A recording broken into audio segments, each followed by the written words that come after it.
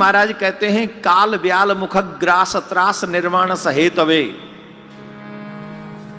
ध्यान से सुनिएगा, ये मनुष्य काल के गाल में बैठा हुआ है। हमें बताइए, एक बहुत बड़ा अजगर जिसका मुंह खुला हुआ है और उसकी दाढ़ के नीचे हम बैठे हुए हैं, तो मृत्यु कितनी दूर है हमसे?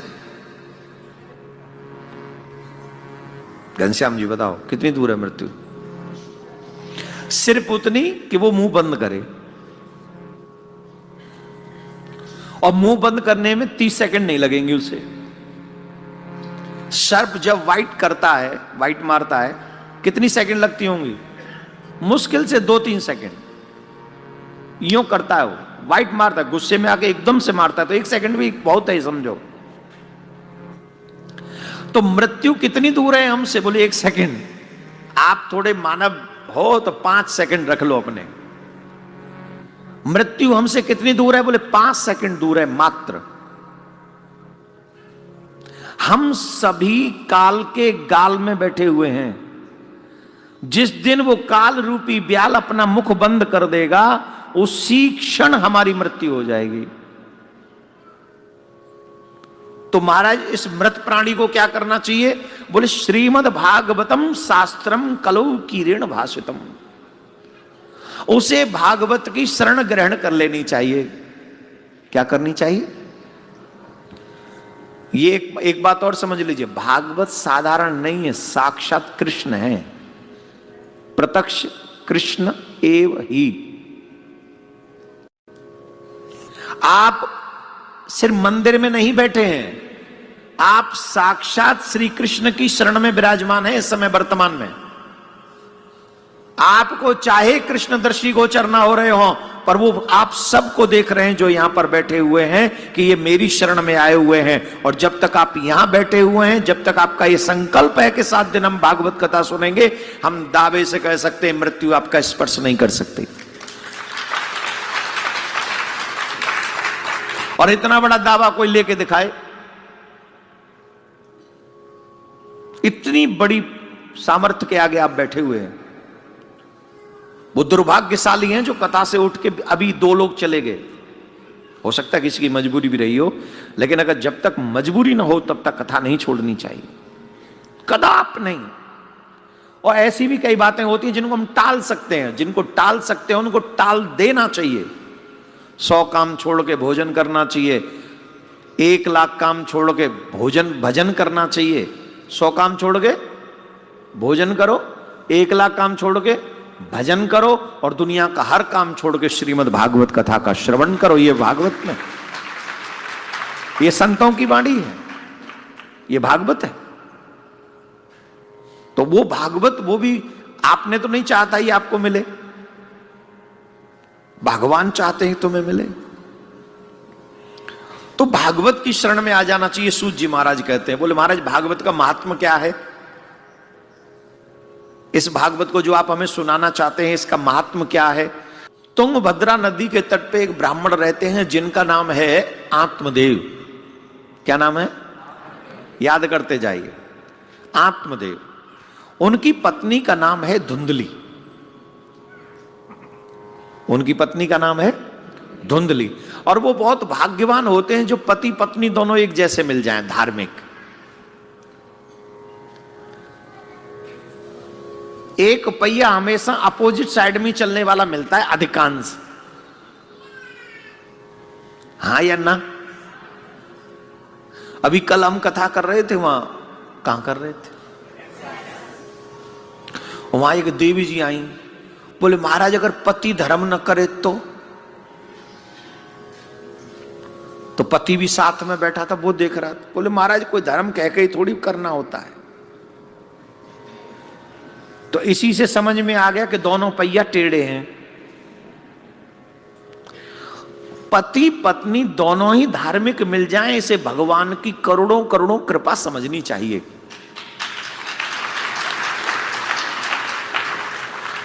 हम लोगों का यह भाव हो कि हम पति पत्नी मिलके संसार की क्रियाओं को पूर्ण करते हुए अपना कल्याण करेंगे। धर्म बोलने का विषय नहीं है, धर्म को कोई हमें धार्मिक समझ ले, ये विषय नहीं है। इंटरनली जब तक हम धार्मिक नहीं होंगे तब तक बात बनेगी नहीं। आज हम लोगों में एक और प्रॉब्लम है, हिंदुओं में, हम धार्मिक दिखना चाहते हैं, बनना नहीं चाहते हैं। ये प्रॉब्लम है हमारी। हम ये तो चाहते हैं कि लोग हमें भगत जी कहें, पर हम भगत जी बनना नहीं चाहते। हम भगवान के भक्त तो दिखना चाहते हैं पर बनना नहीं चाहते। अरे भाई, जब तक बनोगे नहीं बात बनेगी नहीं। हम आपसे एक बात जानना चाहते हैं, किसी को कैंसर का रोग हो जाए और वो डॉक्टर के पास में जाए और डॉक्टर इलाज करने का नाटक करे और इलाज ना करे, बाहर वालों को ये दिखा रहा है, उसके घर वालों को कि मैं इलाज कर रहा हूं पर कर नहीं रहा है, अब बताओ क्या होगा उसका? जोर से बोलो, जोर से। मर जाएगा ना? वैसे ही जो भक्ति का नाटक कर रहा है वो भी मर जाएगा, कोई काम का। नाटक नहीं करनी, भक्ति करनी। भगवान का हूं ये दिखाना नहीं, भगवान का होना है। आप बैठ के जब कथा सुनेंगे तो आपको अपने आप भक्ति अपने हृदय से जागृत होगी, आप अपने आप भक्त बनेंगे। जो जो अच्छी बातें मिले उसे जीवन में धारण करेंगे, आप भक्त बन जाएंगे। इसमें कौन सी बड़ी बात है? इसमें कौन सी बड़ी बात है?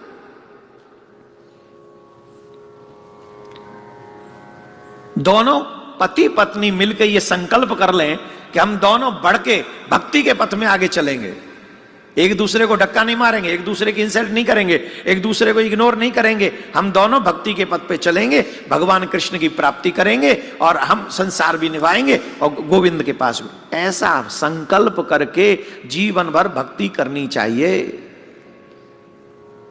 पर ऐसे मिलते कहां है? एक न एक तो टेढ़ा मिलता ही है। और उनकी पत्नी का नाम था धुंधली, और वो धुंधली जैसा नाम वैसा काम। कई बार पत्नी ऐसी मिल जाती है कि बस, पर पति नहीं, मतलब पत्नी तो बहुत अच्छी होती है, पतियों में थोड़ी सी कमी है, बाकी पति तो पतियों को सुधारना चाहिए। Women's power. आजकल देवियों के खिलाफ कुछ नहीं बोलना आपको, वहां शांत रहो, नहीं तो कभी भी पुतला फूंक सकता है। राधे राधे बोलना पड़ेगा, जोर से बोलना पड़ेगा। ध्यान से सुन, बताते एक कथा है बहुत अच्छी, आपको आनंद आएगा सुन के। माताजी माताजी माताजी कित्थे चली हो? आंधी है? और अच्छा अच्छा आ जाओ, मैं समझ तो, आ जाओ। ठीक है, नहीं ठीक है। अब इसके लिए भी एक काम हम सबको करना चाहिए, आज ही बता देते हैं। ये जो पानी की बोतल ले लेके चलते हो ना आप लोग, आप अच्छा पानी पीना चाहिए, ज्यादा पानी पीना चाहिए, लेकिन जब किसी अनुष्ठान में बैठे हो तब भोजन भी कम करना चाहिए और पानी भी कम पीना चाहिए। उसके पीछे रीजन यही तप है। तप किस लिए? कि बीच में से हमको उठना ना पड़े। आपकी बीच में से उठना भी एक तप है। वो तप मतलब उठना नहीं है, ऐसी धारणा भी तप है। उस धारणा को मजबूत करके बैठना चाहिए। तो उसके लिए थोड़ा जल पे संयम रखें, जल कम पिए, और कथा से 2 घंटे पहले जल कम पिए, अपने आप कंट्रोल रहेगा। तो ये मेरा निवेदन है आपके पूरी कथा सुनने के लिए। और मुझे पता है कभी आप इतनी देर बैठोगे नहीं, 2.5-3 घंटे पालती मार के, ये भी तप है। कलयुग का इसी को तपस्या कहा जाएगा। कलयुग में कि आप लोग एक जगह पर बिना हिले डुले बैठे हो, ये कलयुग में आप तपस्या कर रहे हो। और आपके पितरों के लिए तपस्या आपको और भी गुणवान बना रही है, भाग्यवान बना रही है, बहुत भाग्यवान।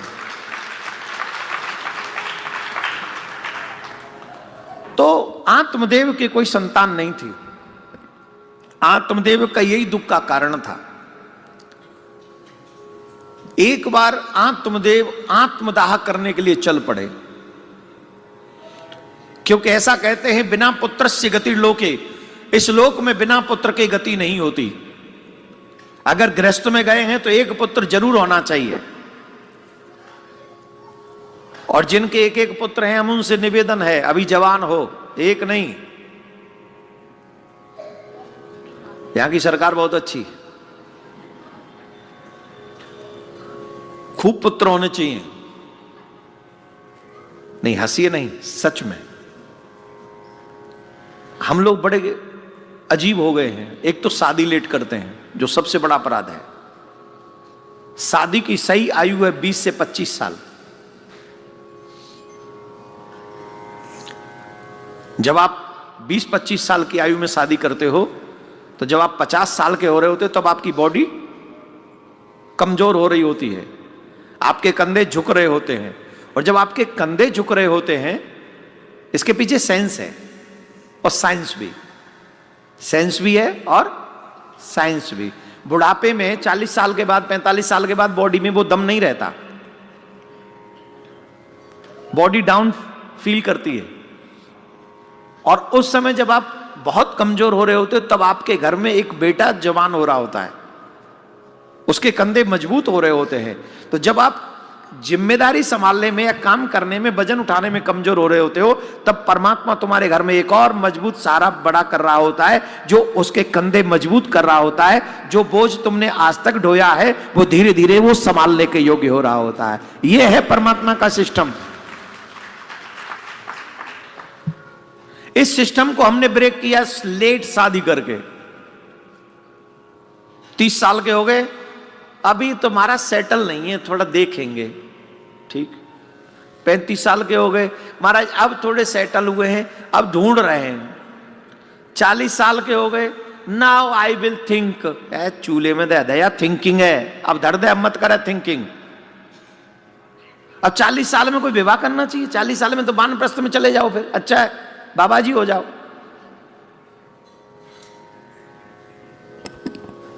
हमारा आग्रह स्वीकार कीजिए, 20 से 25 साल की आयु में शादी कीजिए। 4-5 बाल गोपाल होने चाहिए, माथे सनातनी होने चाहिए, सब सनातनी होने चाहिए, सब सनातनी होने चाहिए, सब सनातनी होने चाहिए। जितने आपके घर में संतान होगी, उतना ही सनातन तो बढ़ेगा ही, साथ में आपके पित्त प्रसन्न होंगे। आपके माँ बाप क्या आशीर्वाद देते? दूधो नहाओ पूतों फलो। क्या आशीर्वाद देते?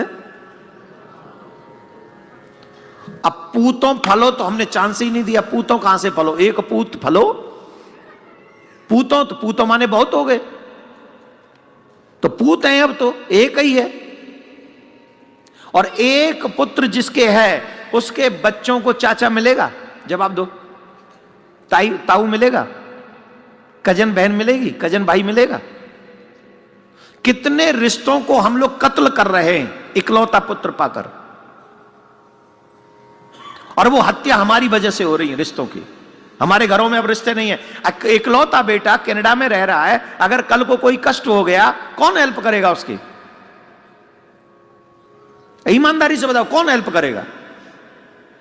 2 बच्चे होंगे, 2 भाई होंगे, 3 भाई होंगे, 4 भाई होंगे, कम से कम कंधा तो लड़ा देंगे, चिंता मत कर, हम तेरे साथ हैं, तू मेरा भाई है, ऐसे क्यों चिंता करता है? और सुनो, जितना भाई प्रेम कर सकता है ना, उतना प्रेम कोई नहीं कर सकता। इसलिए संसार में सबसे मुश्किल है सगा भाई का होना। सगे भाई का होना सबसे मुश्किल है। इसलिए माता पिता, हे सनातनियों, मैं हाथ जोड़ के प्रार्थना कर रहा हूं, हम दो हमारे 2 नहीं होने चाहिए, हम दो हमारे 4 होने चाहिए। चाहे वो बेटी बेटा हो, चाहे वो 2 बेटे 3 बेटी, जो भी हो, वो 3-4 हो। और उससे भी बड़ी बात बोल दूं, सनातनियों की संख्या बची तो मानवता की संख्या बची रहेगी, क्योंकि सबका कल्याण करने वाले मात्र सनातनी है। हम मंदिर में बैठ के कथा भी प्रारंभ की तो कहां से प्रारंभ की? हे ईश्वर सब सुखी हो। क्या प्रार्थना थी हमारी? बोलो, क्या हमने सुना था? हमने ये कहा कि हे ईश्वर हिंदू सुखी हो? ये कहा हमने क्या कहा? हे ईश्वर। ऐसी प्रार्थना करने वाले कभी कम नहीं होने चाहिए, ये प्रार्थना करने वाले ज्यादा होने चाहिए, और उसका हिस्सा हम बन सकते हैं, पार्ट ऑफ अस। ठीक, राधे राधे बोलना पड़ेगा। तो आत्मदेव इसलिए दुखी हैं, उनके कोई पुत्र ही नहीं है। इस चक्कर में वो डिप्रेशन में चले गए। उन्होंने सोचा कि हम आत्महत्या कर लें। तो आत्महत्या करने के लिए जा रहे थे, तो सामने से एक सन्यासी आ गए और सन्यासी महात्मा ने कहा, कथम रोदिसम विप्र त्वम काति चिंता बलेसी बद त्वम सद्वरम मह्यम स्वस्य दुखस्य कारणम। हे ब्राह्मण, क्यों दुखी हो, क्यों परेशान हो? कौन सी चिंता ने तुम्हारे हृदय में घर बना लिया है? क्या हो गया है? एक और बात बताएं, जब भी दुख हो ना तो दुनिया वालों के मत सुनाना। अपना कोई भी दुख दुनिया वालों को मत सुनाना। ये दुनिया वाले तुम्हारे दुख में तुम्हारी सहायता नहीं करते, तुम्हारे दुख को बढ़ाने का काम करते हैं। तुलसी पर घर जाए के दुख नहीं कहिए रोए, दुख नहीं बांटे आपनो जगत हसाई होए। इस संसार में कोई हमारी सहायता करने वाला नहीं। अगर दुख रोने की मन ही है, अगर इतना मन है कि हम अपना दुख रोएं, तो दो ही जगह जाके अपना दुखड़ा रोना, एक अपने गुरु के आगे, एक गोविंद के आगे, तीसरा कहीं नहीं रोना।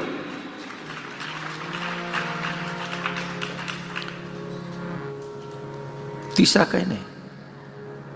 सन्यासी से कहा, महाराज मेरे को पुत्र नहीं है, यही मेरे दुख का कारण है। महात्मा ने पूछा, एक बात बताओ, पुत्र क्यों चाहिए? आप भी याद कीजिए, आपको पुत्र क्यों चाहिए? तीन चीजें हैं विशेषतः। पहली बार कौन कौन कथा सुन रहा है? जो पहली बार सामने बैठ के कथा सुन रहे हो वो हाथ उठा सकते हैं, ऊंचा उठा सकते हैं, शर्माना क्यों? तो बहुत सारे न्यू लिसनर्स हैं यहां, बाकी के सब पुराने लोग हैं, और जो पहले से ही कथा सुनते आए हैं सामने बैठ के, वो हाथ उठाइए। देखो सब हमारे, आई सो स्वीट, वो भी कम नहीं है हमारे। हाँ, तो ध्यान से सुनिए।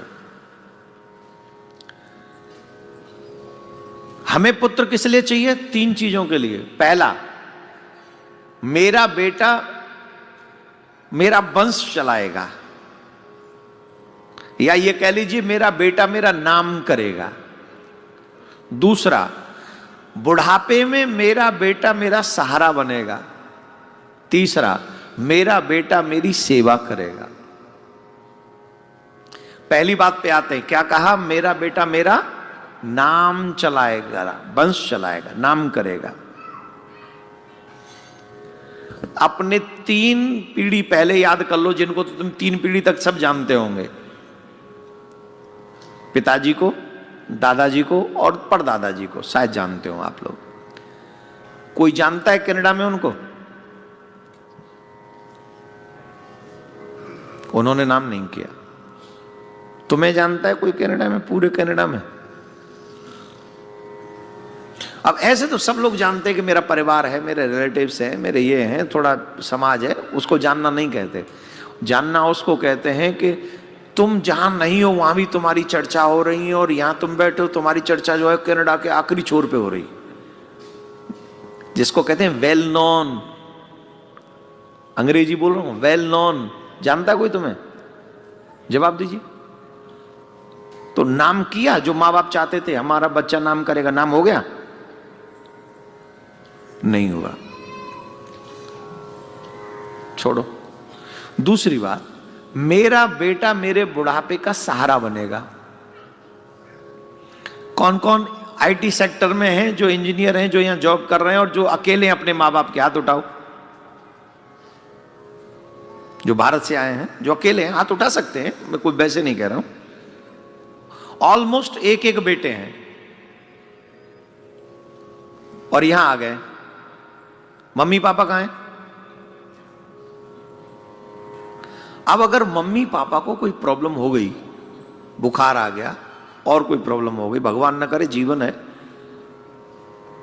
तो बेटा जिसको उन्होंने पैदा किया, पढ़ा लिखा के बड़ा किया, अपने जीवन भर की कमाई से उसको इंजीनियर बना दिया, वो बेटा सहारा बनेगा उस टाइम में?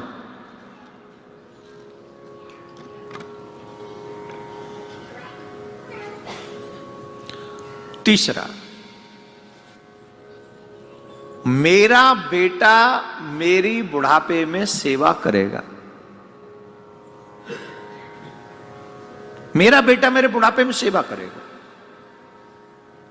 कितने मां बाप ऐसे हैं जो ईमानदारी से कह सकते हैं कि हां मेरा बेटा मेरी सेवा करता है?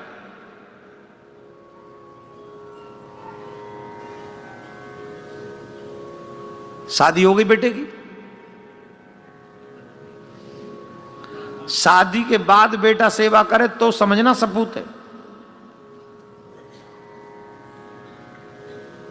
शादी से पहले तो सब सेवा करते हैं, क्योंकि और कोई ऑप्शन भी नहीं।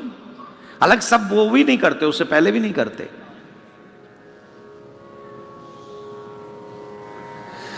ये थिंकिंग रॉन्ग है माय डियर, ये थिंकिंग रॉन्ग है कि मेरा बेटा मेरा सहारा बनेगा, सेवा करेगा। हम अच्छा मांग किससे रहे? भगवान से। किससे मांग रहे? हे भगवान मुझे ऐसा बेटा देना जो बुढ़ापे में मेरा सहारा बने। काहे को मांगते हो तुम? भगवान से ये क्यों नहीं मांगते कि मुझे ऐसा जीवन मत देना कि मुझे सहारे की जरूरत पड़े? ये क्यों नहीं मांगते? ये मांग गलत है कि मुझे बुढ़ापे में बेटा मेरा सहारा बना, गलत। अगर भगवान ऐसा बेटा दे सकता है जो तुम्हारे बुढ़ापे में सहारा बने, तो वो भगवान ऐसा जीवन भी दे सकता है कि तुम्हें सहारे की जरूरत ही ना पड़े। और मैं तो तुमसे और भी 2 कदम आगे कहूंगा, हे नाथ मुझे ऐसा जीवन मत देना कि मैं कभी सहारा ढूंढूं, और सहारा मेरे जीवन भर में अगर कोई हो तो एकमात्र आप मेरे सहारे होने चाहिए, मुझे और किसी के सहारे की जरूरत नहीं। एक बार राधे राधे बोलना पड़ेगा, राधे राधे, जोर से बोलना पड़ेगा, राधे राधे। ओ पाजी तुसी बैठ जाओ, 20 मिनट और लेफ्ट हैं। Thank you for listening me. हम चाहते हैं कि जब बैठे हैं इतनी देर तो और 20 मिनट सुनकर, मन लगाकर कथा को संपूर्ण सुनकर जाएं। एक बार ये अवसर हाथ से निकल गया, अगर एक बार अधूरी छोड़ दिया तो फिर नहीं मिलेगी ना। तो ये मैं फिर कह रहा हूं, एनी हाउ ये संकल्प करो कि 7 दिन कथा नहीं छोड़नी है। अच्छा आज तो एक दिन निकल गया, 5 ही दिन हार्ड हैं आपके लिए, वो भी कथा आपके काम के बाद का समय है, तो you can do it for your पित्रास। तो आत्मदेव नहीं माने, आत्मदेव ने कहा पुत्र चाहिए, और हमने सुना जिसे भगवान भी न दे उसे संत दे देते हैं। संतों की महिमा परंपार है, इसलिए आप कृपा करो हमारे ऊपर। बोल ठीक है, एक फल दे दिया और जाओ ये अपनी पत्नी को दे देना, और एक काम करना, अपनी पत्नी को कहना कि इस फल को खा लें और कुछ नियम पालन करें। बोले नियम क्या है? सत्यम शौचम दया दानम मेकम भक्तुत भोजनम वर्षावद स्त्रीय कार्यम तेन पुत्रेति निर्मला। Listen to me every respected women. माताएं बहन अगर चालें तो आपके घर में आज भी ध्रुव प्रहलाद ही जन्म लेंगे, अगर आप चाहें तो। बालक तब नहीं सीखता जब बड़ा हो जाता है, बालक तब सीखता है जब गर्भ में होता है, और गर्भ के बाद जो 12 वर्ष तक की आयु है उसमें सबको जो आप सिखा देंगी वो सीख जाएगा। प्रहलाद जी ने गर्भ में ही भक्ति सीख ली थी, ये आप सब बार बार कथा में सुनते हैं। तो जब आप गर्भ में बालक हो तो उस समय आपकी साधना महत्वपूर्ण है। बुरा शब्द सुनना नहीं, बुरा दृश्य देखना नहीं, बुरा शब्द बोलना नहीं, बुरी जगह पे जाना नहीं, ब्रह्मचर्य का पालन करना। रामायण की कथा सुननी है, राम कथा पढ़नी, रामचरितमानस पढ़ना है, बार बार भगवान की कथाएं सुननी है, भजन सुनना है। अगर आप ये तपस्या 11 साल करती हैं तो पूरा जीवन आपका आनंद में व्यतीत होगा, क्योंकि आपके घर में राम कृष्ण के भक्त ही जन्म लेने वाले हैं। हमारे सामने कई चमत्कार हैं। छोटे छोटे बच्चे आते हैं, बोल हम घर में बोलते महाराज जी राधे राधे, तो ये बच्चा अभी बोलता नहीं, हाथ ऊपर कर लेता है। इसको किसने सिखाया? हमने कहा कैसे? बोले महाराज जी जब ये गर्भ में था पूरे दिन आपकी कथा सुनते रहे हम, उसका असर ये है। तो ये होता है। प्रहलाद जी का चरित्र हमारे पास सबसे बड़ा उदाहरण है। उन्होंने कहा कि सत्य बोलना है, ब्रह्मचर्य का पालन करना है, झूठ नहीं बोलना है, झूठ बोलना नहीं बिल्कुल भी, नियम संयम में रहना। तेन पुत्रेति निर्मल, निर्मल बुद्धि वाला पुत्र होगा, इसमें संशय नहीं। बोल ठीक। अब उनकी पत्नी को वो फल दिया, वो फल उन्होंने नहीं खाया, ये कथा आपने कई बार सुनी होगी।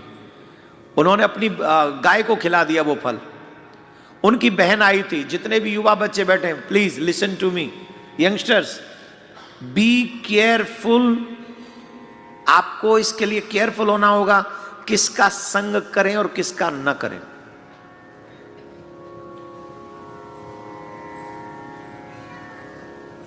बुरे लोगों का संग नहीं करना है। It's much better to alone is a bad company.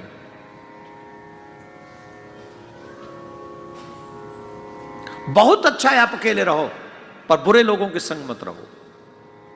आप अगर बुरे लोगों के संग रहोगे तो आप एक न एक दिन उसकी बुराई आपके जीवन में इफेक्ट करेगी ही करेगी, और ना हो लोगों में इमेज आपकी बन जाएगी कि आप बुरे हो, क्योंकि आप बुरे के संग रहते हो। इसीलिए मैंने कहा it's much better to alone, it's a bad company. और ये बात हम लोगों ने कभी समझी नहीं, साधु संतों ने यही समझाया। हमारे यहां तो कितना बड़ा रामचरितमानस में उदाहरण है इसका। दुष्ट संग जन देय विधाता, वाते भलो नरक को वासा। भगवान हमें दुष्टों का संग न दे, चाहे हमें नरक में रख ले। कितनी बड़ी बात रामचरितमानस में कही है। और आज हमारा दुष्टों का ही संग है। दुष्ट कौन है? जो खाने पीने वाले, वो सब दुष्ट हैं। खाने पीने वाले ही तो बुरे काम कर रहे हैं, माँ बाप का अपमान कर रहे हैं, उल्टा सीधा काम कर रहे हैं, और वही बैड हैबिट्स हम में आ जाएंगी तो हम भी वैसे ही हो जाएंगे। इसका मतलब ये नहीं कि जो नहीं खा पी रहे हैं वो गलत नहीं कर रहे हैं, वो भी गलत कर रहे हैं कई चीजें। तो कोई भी बुरा आचरण करने वाला उसे बच के रहना चाहिए, सावधान रहना चाहिए। तो मेरे प्यारे, उनकी बहन थी, उस बहन का संग किया, और उसके संग के कारण उनका जो पुत्र था वो उसने ले लिया। उसका नाम धुंधकारी रखा। गौ ने जो फल खाया था, उस फल को खाने से एक मानव हुआ, उसका नाम गौकर्ण हुआ। और भागवतकार ने कहा, गौकर्णो पंडितो ज्ञानी धुंधकारी महाखला। संत के संग का प्रभाव ये हुआ, गाय का जो पुत्र था वो भक्त हुआ, उसका नाम गौकर्ण हुआ, और जो इनकी बहन का पुत्र था वो दुष्ट हुआ। उसने बचपन से ही दुख देना शुरू कर दिया। हमारे ब्रज में कहते हैं ना, पूत के पाम पालने में दिखते हैं। बचपन अपने संग के सखाओं के साथ क्या करता है जानते हो? मारपीट। और एक को तो कंठ दबाया और उसे कुएं में गिरा दिया, मार दिया उसे। उसके घर वालों ने आके शिकायत करी। आत्मदेव पहले भी रो रहे थे जब पुत्र नहीं था, आत्मदेव अब भी रो रहे हैं जब पुत्र हो गया। इसीलिए हमारे नानक बाबा ने बहुत अच्छी बात लिखी है। नानक बाबा हमेशा कहते हैं चढ़दी कला की कहते ने नानक बाबा, नानक दुखिया सब संसार, सोई सुखी जिन नाम आधार। जिन्होंने भगवान का नाम नहीं लिया वो सुखी हो ही नहीं सकता। इस संसार में सब दुखी हैं। अगर कोई सुखी है तो वो जिसने भगवान के नाम का सहारा लिया है। इसलिए भगवान के बन जाओ, सुखी हो जाओगे। राधे राधे बोलना पड़ेगा, जोर से बोलना पड़ेगा। तो आत्मदेव रो रहे थे, बहुत रो रहे थे कि इससे तो अच्छा है मेरे पहले ही अच्छा था, मेरे कोई पुत्र नहीं था, पहले ज्यादा अच्छा था। तब गौकर्ण जी महाराज ने अपने पिताजी को समझाया। अच्छी बात बेटा भी समझाए तो मान लो। और अगर जो मेरे से बड़े हैं, अगर आपको लगे कि ये बातें कुछ अच्छी हो रही हैं यहां पे, तो अपना बेटा ही समझ के इस कथा को सुन लेना, पर सुन लेना। जिनको लगता है बड़ा हूं आपसे आयु में, तो अपना वेल विशर समझ के मान लेना, कथा सुन लेना और जीवन में अच्छाई को उतार लेना। देहिस्तमास रुद्रे अभिव्यक्त्वजत्वम जाया सुता दिशु सदा ममता विमुच्च पश्या निशम जगदिदम क्षण भंग निष्ठ वैराग्य राग रसिको भव भक्ति निष्ठ। किसके मोह में पड़े हुए हो आप? थोड़ा अपने अंदर झांकिए। कई बार अभिमान हो जाता है, हमारा शरीर हमारा शरीर हमारा शरीर। चलो तुम्हारे शरीर की सुंदरता दिखाते हैं, थोड़ा सा कलर फेयर हो जाए ना, फिर देखो। धरती पे पाम नहीं रखते हम लोग। मैं देवियों की बात नहीं कर रहा हूं, मैं पुरुषों की भी बात कर रहा हूं। ये पुरुष भी थोड़े जिनके पेट पूट न निकल रहे हों, और थोड़े मतलब दिखने में थोड़े हैंडसम टाइप के हों, और थोड़ा डील डोल वो जो डोले नकली बना रखे हैं उन्होंने, उनको देखो वो ऐसे चलते हैं जैसे मतलब ये धरती पे तो टिकेंगे नहीं। गरुड़ के ये आखिरी वंशज हैं। गरुड़ ने ना भगवान के जो वाहन है, ये आखिरी वंशज हैं उनके। ऐसे उड़ते हुए और यूं चलेंगे, यूं। मेरे मन में विचार आया, उसको कहूं मैं गरुड़ का आखिरी वंशज। अभिमान होता है कि नहीं? चलो उस शरीर की सुंदरता दिखाते हैं आपको, दिखाएं। आपकी आंखों से क्या निकलता है? सिर्फ आंसू ही नहीं निकलते, कुछ और भी निकलता है। आपकी नाक से क्या निकलता है? आपके मुंह से क्या निकलता है? आपके कानों से क्या निकलता है? यहां से थोड़ा शरीर कट कर दिया जाए तो क्या निकलेगा? है? और उसके बाद मांस, उसे और छीलो, उसके बाद हड्डियां। पेट में क्या भरा पड़ा है? सुंदर कहां से हो? इस शरीर के अंगों से निकलने वाली किसी भी वस्तु को देख के प्यार कर सकते हो? करके दिखाओ। आपके इस शरीर के प्रत्येक द्वार से एक ही चीज निकलती है, वो है गंदगी। हां जी कि ना जी? उस गंदगी को देख के अपने आप से प्यार करके दिखा दो, मान जाऊंगा।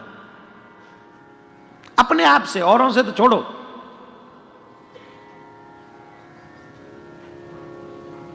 भगवान ने इस पे थोड़ा प्लास्टर ठीक ठाक कर दिया, जिससे लोग एक दूसरे को मतलब थोड़ा फ्लावर ब्लावर पकड़ाते रहे कि ठीक है, कोई बात नहीं, ले लो, ये भी ले लो। ये प्लास्टर ठीक कर दिया और कुछ नहीं है, सारा बॉडी स्ट्रक्चर डर्टी है। तो इस प्लास्टर पे घमंड मत करना। न जाने कब किस दिन, और बुढ़ापे में तो प्लास्टर भी डैमेज हो जाता है, कितना भी खिंचवा लो नहीं होता है मामला, सेट नहीं बैठता है। ये माता जी जब बुढ़ापे में लाली लगाती हैं तो ऐसा लगता है जैसे मतलब एक अलग ही टाइप की सृष्टि है वो। बुढ़ापे में आप काजल लगाओ तो देखो कैसा काजल लगता है। भाई लोग बुढ़ापे में ना बड़ा वो यूं कर करके चलते, थोड़ा टाई वाई सूट पहन के बुढ़ापे में चलते। सूट कहता है मैं अनसूट हो रहा हूं तुझ पे भाई। Look at your age, look at your face. पर मन है मानता नहीं। शरीर किसी का सुंदर नहीं। अगर आपको सुंदर बनना है तो अपने कर्म, अपने विचारों से सुंदर बनो। जब तुम विचारों से सुंदर हो जाओगे, शरीर डैमेज हो जाएगा, तुम्हारे विचार कभी डैमेज नहीं होंगे। वही तुम्हें श्रेष्ठ बनाता है, वही तुम्हें सुंदर बनाता है। ऐसे धुंधकारी को छोड़ दो। क्या करोगे इसको लेके? धर्म भजस्व सततम त्यजलोक धर्मान सेवस्व तत्साधु पुरुषान जहि काम तृष्णा। संतों की सेवा करो, भगवान का भजन करो और अपने श्रवणों से कथा सुनो, वाणी से भगवान के गीत गाओ।